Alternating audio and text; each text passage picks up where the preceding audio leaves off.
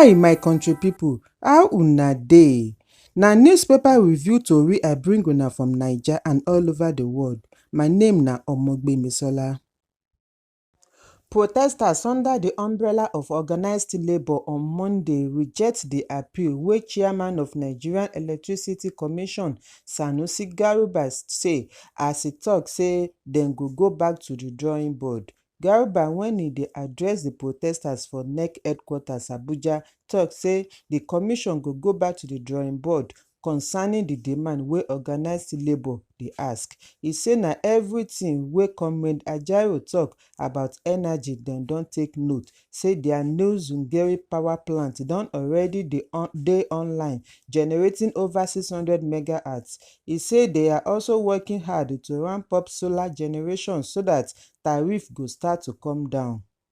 Na April 3rd, NEC announce the hike for electric tariff for Band A customers inside press briefing wey happen for Abuja, as dem tok say dis pipo go dey pay 225 naira per kilowatt, different from 68 naira per kilowatt wey dem dey pay before. Even tok say government no go dey pay their subsidy again.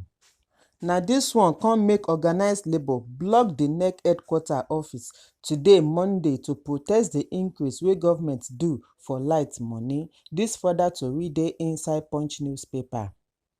Paul Ibe, wey be spokesperson for 2023 PDP presidential candidate Atiku Abubakar, don accuse Minister of the Federal Capital Territory Nyesom Wike say e dey pursue personal interest against their party collective goal.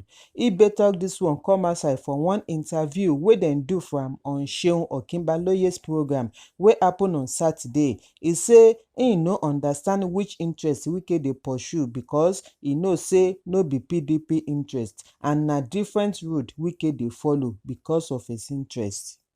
Dis Ibe comment follow the political crisis wey dey happen between Wike and Atiku, wey dem tok say cause the kasala wey make Peter Obi comot from the party go join Labour Party before e come become the party standard bearer. Wen Ibe dey explain wetin cause kasala wey make Obi comot, e say no be Atiku cause the separation. E say no be Atiku force Obi comot from the party. E say na Wike cause am because e wan make presidency come from the southern region. Ibe further tok say time don reach to remember all the things wey don happen. E say na the fight between Atiku and Wike continue to scatter the party because dem no wan work together. Dis further tori dey inside Punch newspaper. Oyo State government still never announce the date for coronation of Oba Owolabi Olakunleyin as the 43rd Olubadan of Ibadan land, even after 1 month wey Olubadan in council appoint am. Olakunleyin, wey come from Okugbaja lineage for Itabale area of Ibadan North East local government, na the current Balogun of Ibadan land. Olubadan position become vacant after the death of the 42nd Olubadan, Oba Lekan Balogun. Na Friday 12th of April 2024, members of Olubadan Council appoint and nominate Olakunleyin as the 43rd Olubadan of Ibadan land. The person wey arrange the meeting na Otun Olubadan of Ibadan land, High Chief Rashidi Adewolu Ladoja.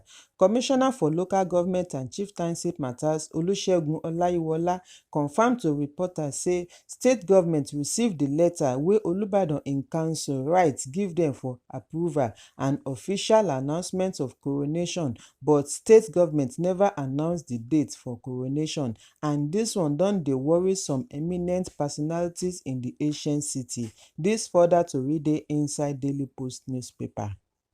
Workers in Ogun State today protest as federal government remove subsidy from power sector and increase electric tariff.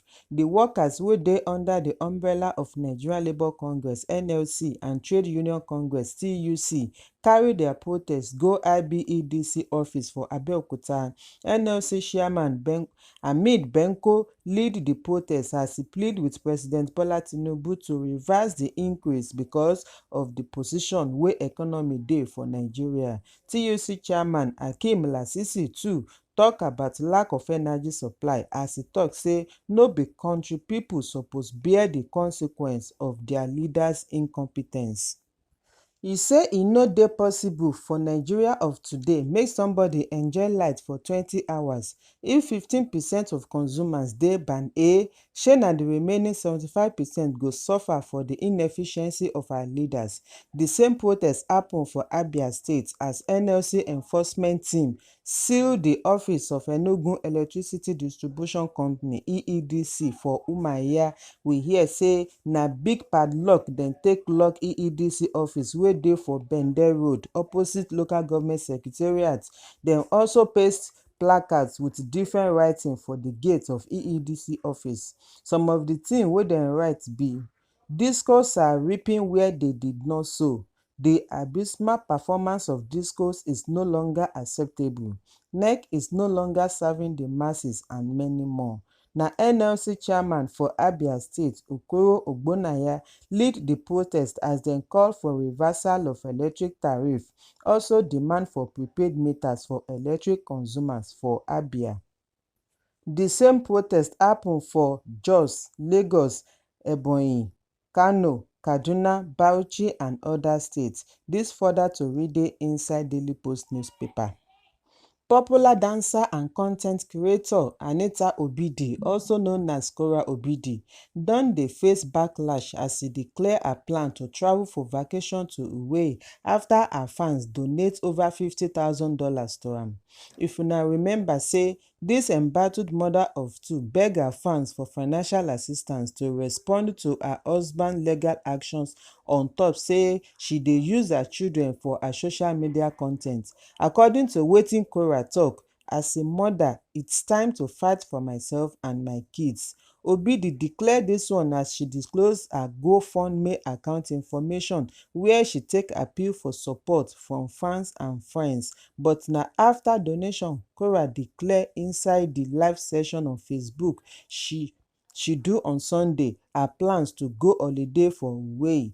Dis declaration don cause kasala among her followers as many of dem dey claim say na the GoFundMe money she wan go lavish for her extravagant lifestyle. Some of dem even dey abuse her fans say dem be mugu. Somebody don collect their money to use fly up and down. Dis further tori dey inside Vanguard newspaper.